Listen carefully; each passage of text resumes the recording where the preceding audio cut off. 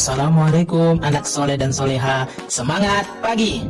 Hari ini kita akan mempelajari tentang tema 1, subtema 2, yaitu tentang manusia dan lingkungan. Muatan pelajaran bahasa Indonesia.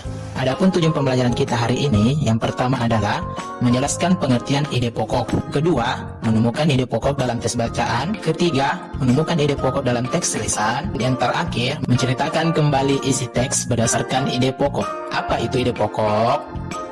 Ide pokok adalah gagasan yang menjadi dasar atau inti permasalahan dalam sebuah teks. Ide pokok biasa juga disebut dengan gagasan atau ide atau pikiran. Dasar biasa juga dikenal dengan awal atau pertama. Jadi, ide pokok adalah gagasan atau ide atau pikiran yang menjadi dasar atau awal atau pertama dalam membuat suatu paragraf. Sebuah teks biasanya terdiri atas beberapa paragraf. Setiap paragraf memiliki ide pokok yang berbeda. Untuk memudahkan kalian menemukan ide pokok, kalian bisa membuatnya dalam bentuk tabel. Berikut adalah contoh tes bacaan.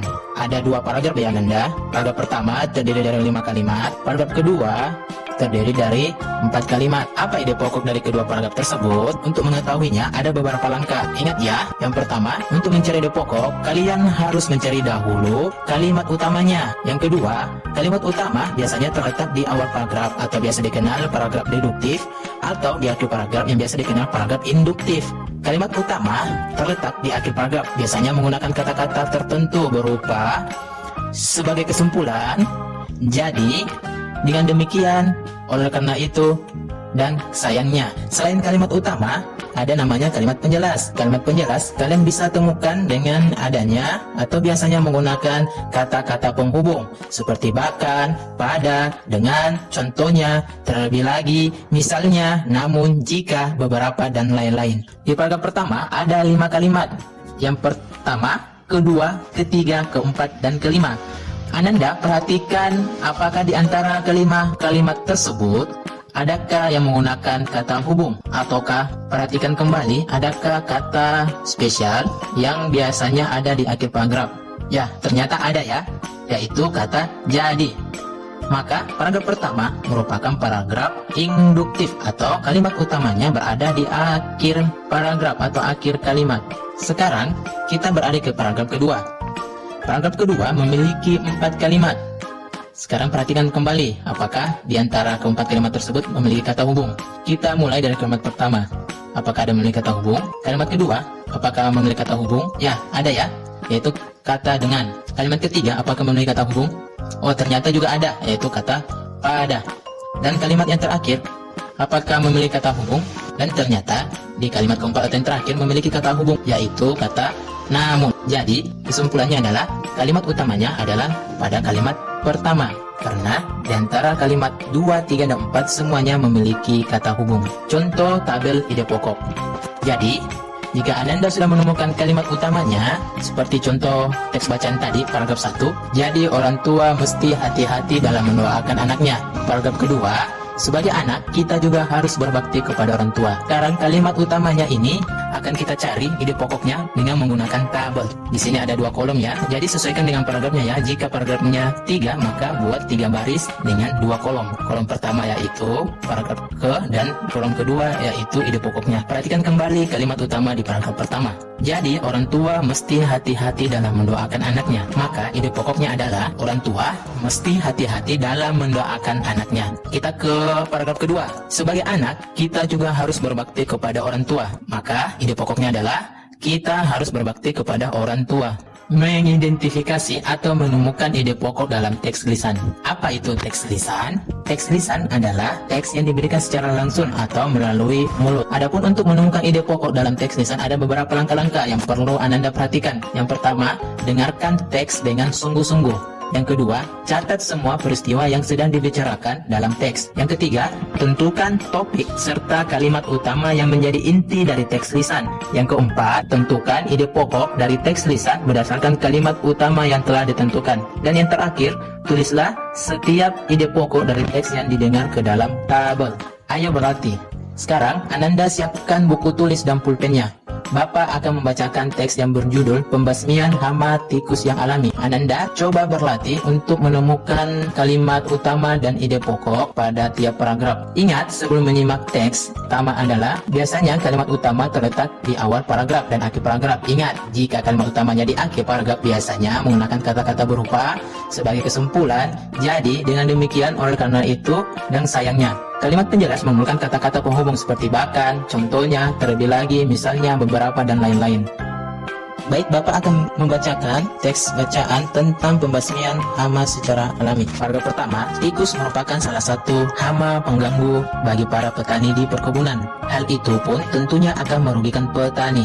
Petani menjadi tidak dapat memanen dan menjual hasil perkebunan mereka. Paragraf kedua, untuk mengatasi serangan hama tikus, biasanya petani menggunakan rodentisida atau racun tikus. Penggunaan racun tersebut memang dapat mengendalikan populasi tikus di perkebunan. Sayangnya, penggunaan rodentisida juga dapat mencemari lingkungan perkebunan. Paragraf yang ketiga, ada cara membasmi tikus yang lebih alami dibandingkan menggunakan racun tikus, yaitu dengan menggunakan burung hantu. Burung hantu merupakan salah satu predator tikus.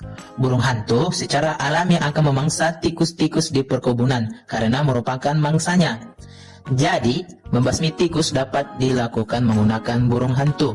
Itu tadi teks bacaan pembasmian hama tikus yang alami. Sekarang kita akan mencoba mencari ide pokok dari tiap paragrafnya. Yang pertama, ingat, kita harus menentukan dahulu kalimat utamanya. Kalimat utama di paragraf pertama, kedua, dan ketiga. Kalimat utama pada paragraf pertama yaitu tikus merupakan salah satu hama pengganggu bagi para petani di perkebunan. Kalimat utama pada paragraf kedua, sayangnya penggunaan rodentisida juga dapat mencemari lingkungan perkebunan. Paragraf ketiga, jadi membasmi tikus dapat dilakukan dengan bantuan burung hantu. Sekarang kita akan membuat tabel untuk mencari ide pokoknya dari kalimat utama yang telah kita temukan. Paragraf pertama, ide pokoknya adalah tikus merupakan hama pengganggu bagi para petani di perkebunan. Paragraf kedua, penggunaan rodentisida dapat mencemari lingkungan perkebunan. Paragraf ketiga, membasmi tikus dapat dilakukan dengan bantuan burung hantu. Oke, Anda sudah paham sampai di sini bagaimana cara mencari ide pokok dari teks lisan. Kita beralih ke materi selanjutnya, yaitu menceritakan kembali isi teks berdasarkan ide pokok.